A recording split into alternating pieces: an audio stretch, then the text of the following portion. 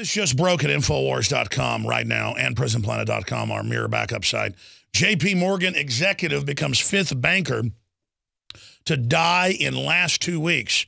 Now, by the way, that's top bankers. I was doing some math last week on this, searching. I found like 20 bankers in the EU, England, and the U.S. that are very mysteriously falling into the water, being found dead in parking lots, shooting themselves in the heads, jumping off high-rises. Some fear spate of deaths linked to imminent financial crisis. This is very suspicious because these are all like super high level, but still comptrollers above the highest level. Looks to me like they're getting rid of where the bodies are buried ahead of something. And, of course, the criminal investigations of JPMorgan and the fines they and others have been paying, their chicken feed. Gerald, you've always got your ear to the ground. You're a big consultant to Washington chemical companies, you name it. I know you've been following this. How does this tie into everything? What does your nose tell you is going on here? Well, when you look at the real numbers, you've had just in January, you had an outflow of probably about $12 billion out of the, or much more, out of the emerging markets. I mean, probably a trillion. Yeah, that's what's happening in Turkey, all over the place. Yeah, as a matter of fact, in Kazakhstan yesterday, they just devalued the currency by 20%. And you don't have to be a trend forecaster or a mathematician or an economist to figure this out. Quantify that. There's a race to devalue worldwide. Yeah, what happens is that all of the stimulus pushed a lot of hot money into these emerging markets. It's called a carry trade. You borrow it real cheap, you bring it to another place where you're going to get a lot more for it. It's as simple as that. Now, with the tapering, that money's flowing out. But when the money flowed in, it built the economies of places like Turkey, like Brazil, like South Africa. It kept pumping up all India. So now, as the money flows out, what they're trying to do, because their currencies are crashing, is they're raising interest rates to protect their currency. Brilliant. Now, let me get this straight. Your economy's going down. It's getting worse. Your currency's being devalued. And to save that currency, now you're going to raise interest rates to make it even more expensive to borrow. Brilliant. That'll really help the economy go way down, because that's what's happening.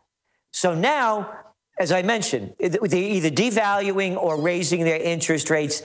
The net result is the same. Recessions turn into depressions. Now, going back to the biggest story, we just saw the dog and pony show yesterday on, you can't call her Fed chairwoman. She doesn't like that. Fed Chair Yellen at the House meeting. That's good. Say it how she says to do it, or you're bad. Exactly. Yeah. Well, we'd call it in Italian, faccia brute, but we won't say that. But I could call you that. But anyway, she went on, let me set the scene. The markets are crashing a week and a half ago, all over. The Dow, all over the world, the Asian markets, the DAX in Europe, all of them are going way, way down every day, every day, every day. Everyone's waiting for Friday. Now, this is a fact. Everyone was waiting for Friday to see what the job numbers would be. So the job numbers come out. The consensus on Wall Street, we're going to have 189,000 new jobs. And they got this guy over there, this shill that they're always quoting in all the newspapers everywhere, this Mark Zandi. He was up to 170,000. He comes in, the numbers come in, they're 113,000. The estimate on the street's 189,000.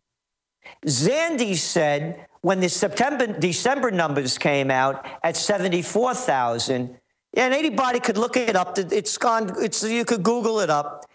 And on CNBC back in December, numbers come out. These numbers, no, they're wrong. They're wrong. They're going to be readjusted. I pay no attention. They ask them, how much is the December number going to be pushed up? Oh, 200K.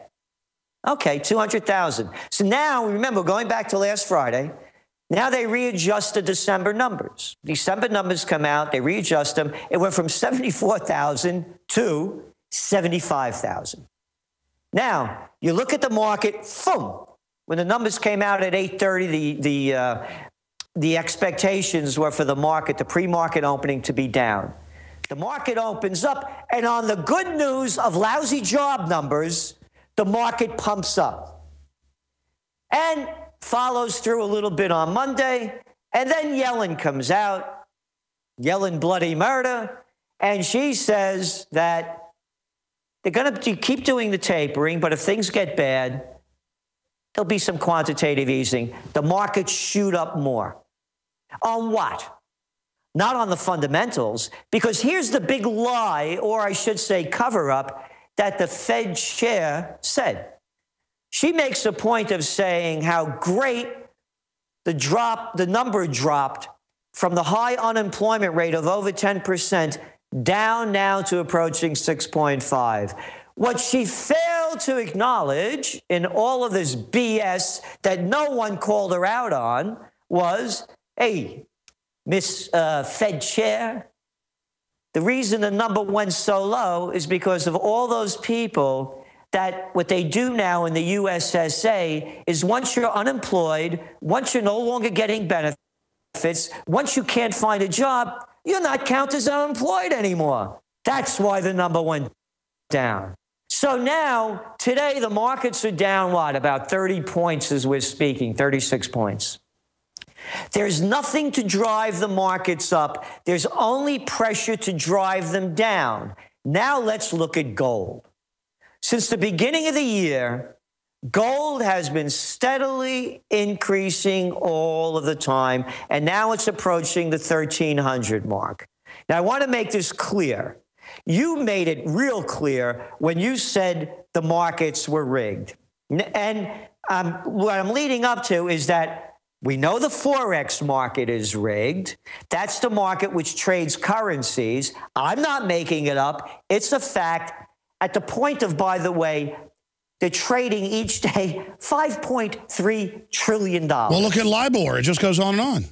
LIBOR now, here's some of that guy, Jim Cramer, that's always on CNBC. This was reported on Yahoo yesterday. Here's the headline, so everyone knows that I'm not making it up. Jim Cramer, yes, the market is rigged. Yes, the market is rigged. Symbols are powerful, and the globalists have hijacked the symbols of America. They've turned them into their own symbols. Well, we are restoring the idea of the true republic, not the counterfeit globalist empire, by promoting the icon George Washington and others. That's why we're rolling out an 100% made in America line of incredible pro-liberty apparel. We are repopularizing liberty. We are helping fellow Americans rediscover what made this country great. We are the spirit of 1776. We are 1776 worldwide. We are all brothers and sisters in arms in the animating contest of liberty in the long march towards humanity's ultimate destiny of freedom. Visit madein1776.com today and vote with your dollars to promote truly made in America, high-quality products, and promote the ideals of liberty.